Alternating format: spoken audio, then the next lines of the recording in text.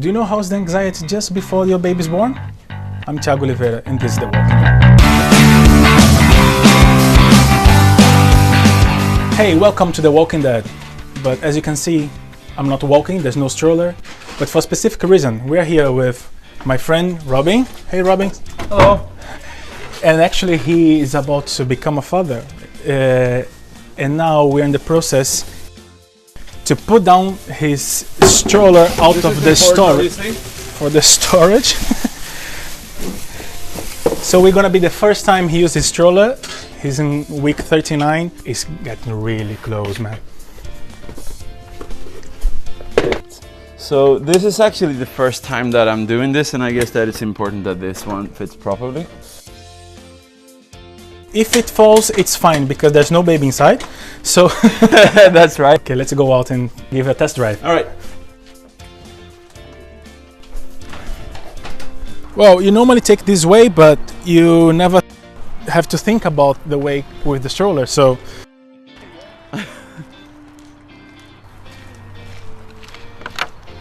you practice. It's kind of before like, the baby comes. So whenever it comes, we're gonna be safe.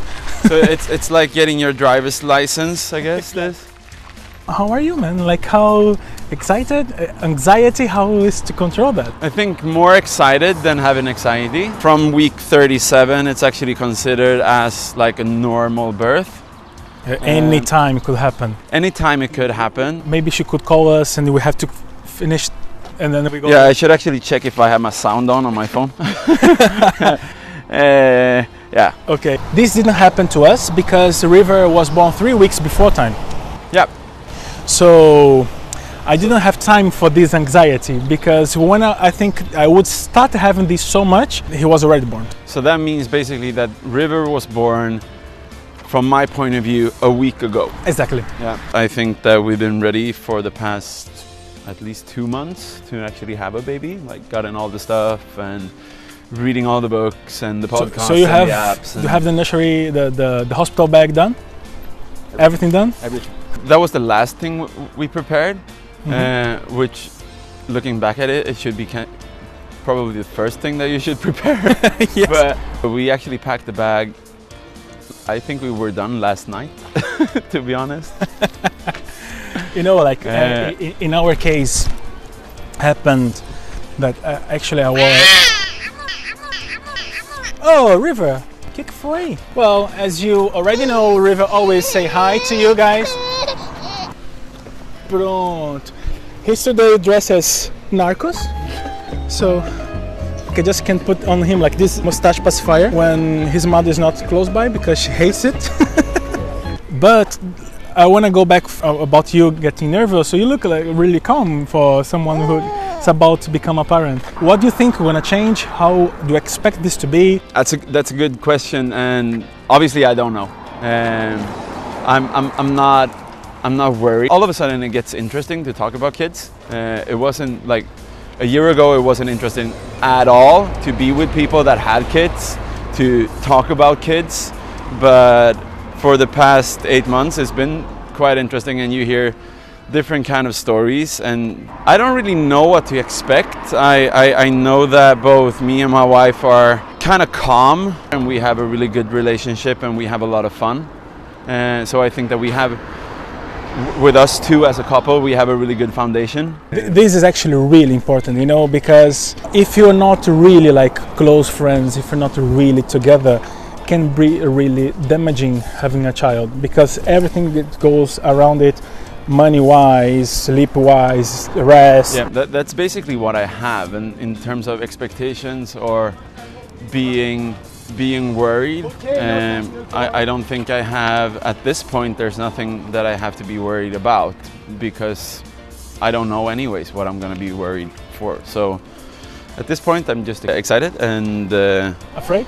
Not afraid. The thing that comes to mind is more that we haven't been through labor before. That's going to be a new thing. You want it to go well, without any complications, and you want to have a healthy child. And the prognosis is that we're having a healthy child and that everything looks well. Thank God, everything's going to be fine, I'm sure. Yeah. If there's something I'm worried about, that's the only thing that will come to my mind. But one thing I will ask you, how did you feel about that? Because for me and for his mother, we had the same feeling. I always found weird speaking to the belly. So do you speak to the belly? Do you talk to the baby? I do, but not in the way that I would expect me to do.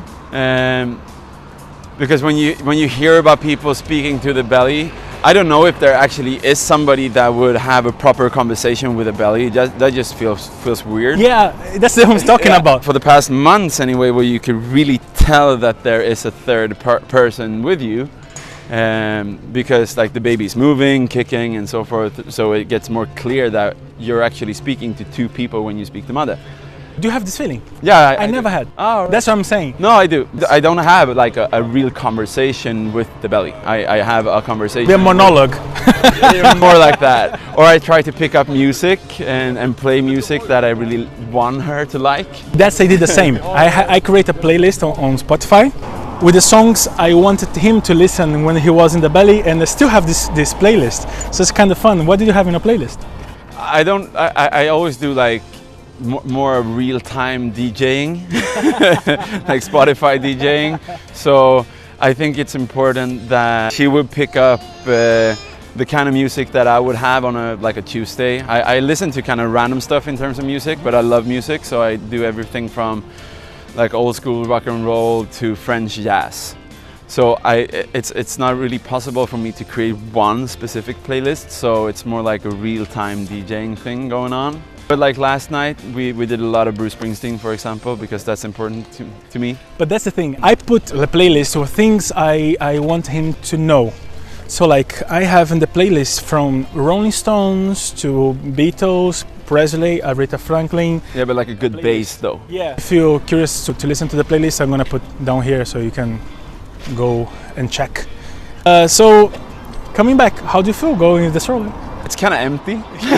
It's kind of weird. Yeah, it's kind of weird when it's empty. People walking, singing like "No Baby." But that's actually something that I look forward to, because one thing that I've heard and it makes perfect sense is that the first time when you get out with your own baby, it's one of the proudest moments in life. So that's something that I really look forward to. I just remember something that you said about feeling prepared, and I remember because you just said that you're not prepared. And because I remember asking you, how do you feel? Do you feel prepared? And you said yes, and said you're not. Do you remember that? Yeah. Said you're not. You think you are, and gonna find out you're not. Yeah. What make you change mind? I think you need to be humble for the fact that you don't really know what to expect. I'm prepared as much as you could be prepared. Buying a lot of stuff and preparing your home, that's something that's quite easy to do, and it's also easy to do. It's not everything, yeah. No, it's and it's easy to do afterwards as well. I read this Swedish book. It's called Papalogi, like a book written for fathers from a father. And there was one thing that I really picked up from that book, and drive around to all the emergency hospitals in Stockholm, just to kind of look at the entrance for child labor. Just to know the way when it's time to go to the hospital. It's not really sure that you get to the hospital that you would expect. So I know every entrance of every hospital in Stockholm. But this kind of looks stressing. It looks like, because I never done that. It's a simple thing. Like that was a 3-hour drive just to check every single entrance and to see what kind of way you want to drive, just so you don't fuck up when you're there, right? Because like at that point I have one job, right? I need to get us from A to B. That's the thing that I've done in terms of preparations, like preparations in terms of mindset, but also just to know that. It's funny because we went by bus and metro to the hospital, really? Because we had time. So like it was so funny. Like I took a picture of Vanessa sitting the bus stop, like, and with all the bags and the baby seat and everything, wait for the bus and go in the metro. So like it's really not like how we see movies. Yeah. Movies, everyone desperate. Oh my god, you're gonna be born in the taxi. Oh, the man work. Okay, yeah.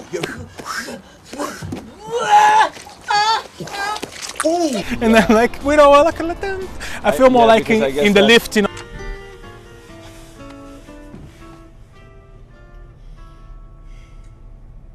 If I could save time in a bottle, first thing that I'd like to do. To top your experience, we go rollerblading to the hospital instead.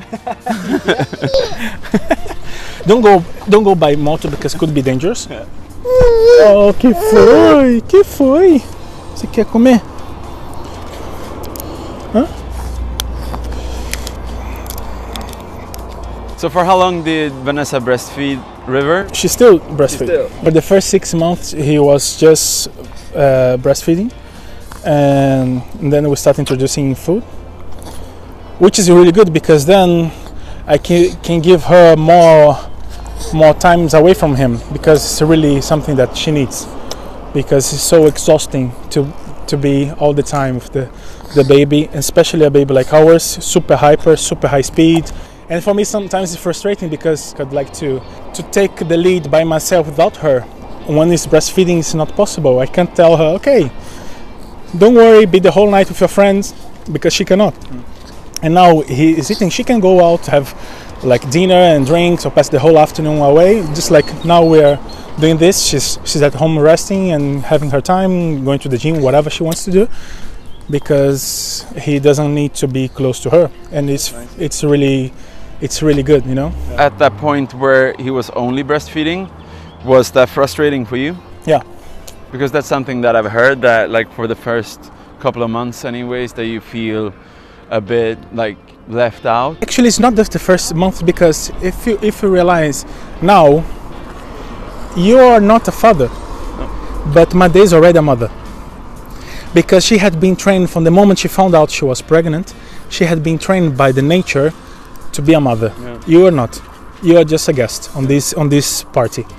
So the moment your daughter will be born, you then this day going to be the very first minute you're going to be a father. So there are any fun stuff that happened? We have actually quite fun at night.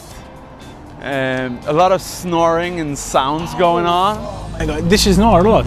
She's not a lot, but when she does, it's kind of these sounds where you would pick up from.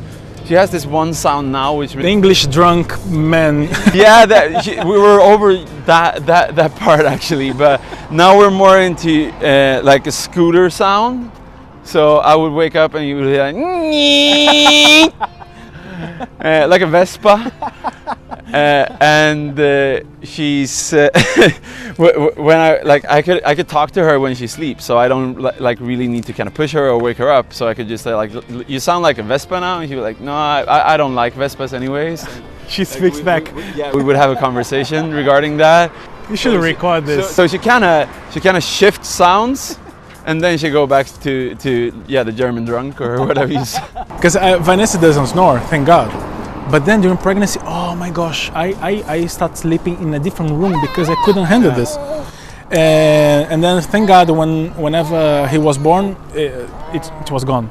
And I can understand that, but it's another thing that no one talks about, because they're so mean to say, it's not me, man, but be ready. She's gonna snore a lot. And when you hate it, I guess that you could just see that as a part of the process as well. Did you realize something changed in your body during her pregnancy? Because I put a lot of weight and I'm having problems to put down back now. I actually did the opposite. So I think I've lost maybe 10 kilos. Oh. And it's because of a couple of things. One thing is that I was really intense in everything that I did. So I did a lot of shopping, I did a lot of picking up stuff, and like try to do as much as I could. So I had kind of a high tempo and a high tempo at work at the same time. I guess 5 or 6 weeks ago, I also realized that like if something were to happen now, I can't really have like even 1 or 2 beers in my body, because I want to be sharp, like super sharp. So for the past 5 or 6 weeks, I've been off alcohol.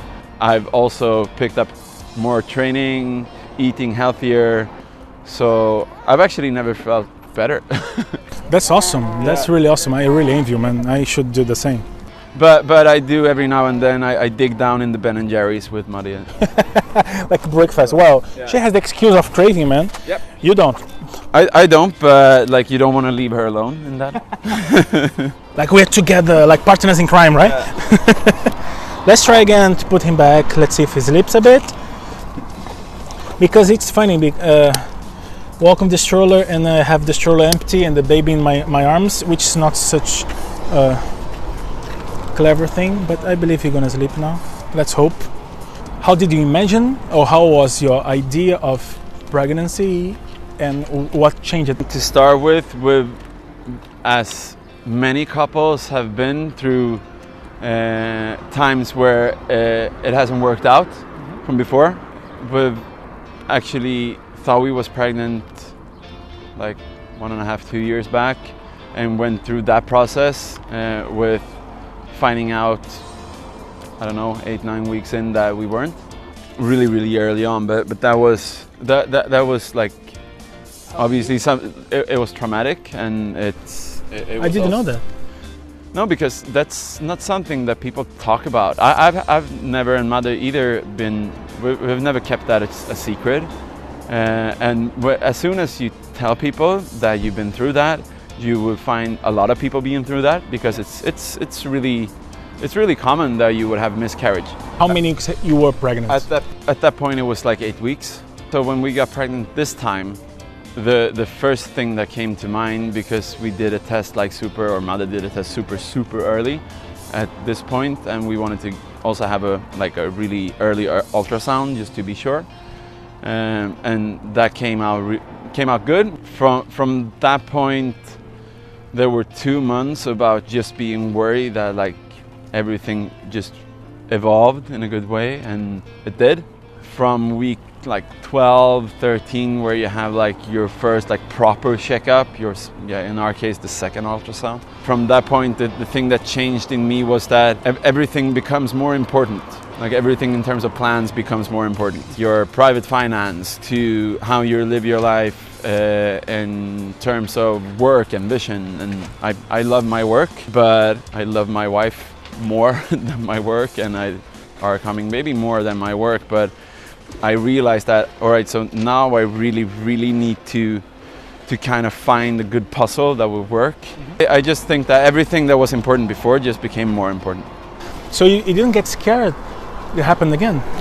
Because I think I would be so scared of happening again when... So yeah, of course I got scared, and I think that it was like at the first point that I really could be more sure that this is really happening. I'm not 100% sure that this is happening now, even though that she's expecting any day now. But I guess that up until that I could really that it really started to show on her, that was when I realized that, all right, so we're really having a baby. But yeah, it's been like, looking back on it, it's been a short 8 months, because a lot of stuff has happened during that period. I think what we did from the start, and that suited us really well, was that, all right, so let's try to do every single thing there is in terms of going to classes, going to checkups, doing tests. What did you learn from it? What I learned was that if you go through something that's really sad, it's kind of the same thing. You will get the same support as if you go through something that's really good. So what we did, we had to, at that point, we had to tell our family and friends quite early, before the miscarriage, that we were pregnant, because we were going on a cruise with Mother's dad turning 60, and it would be so obvious that she wouldn't drink during that period. So we just told everyone, and then when we started to tell our parents, we just said, all right, so let's tell our friends as well. And when the sad thing happened, we had a lot of people that at first we thought it was like, all right, fuck, now we need to tell everybody that this didn't really came out the way we wanted. But that was also good, because everybody in our surroundings knew why we maybe weren't that happy at that point. Or maybe why you're avoiding meeting people, we're not going because you're not in the mood to go for dinner or something? Yeah, but we actually did, because we felt that we had the support, because people already knew. And what also happened was that a lot of people told their story. And you could tell that, all right, so this is not something that only happened to us. It's quite normal that it actually happens. Yeah. And you would hear stories that you never thought, like, all right, so one of your like closer friends have been through this and this and that, and like, so I think that also was supportive. Look, he's staring at him. Yeah, focus. Thanks for sharing all this and sharing more things that I imagined and things I didn't know.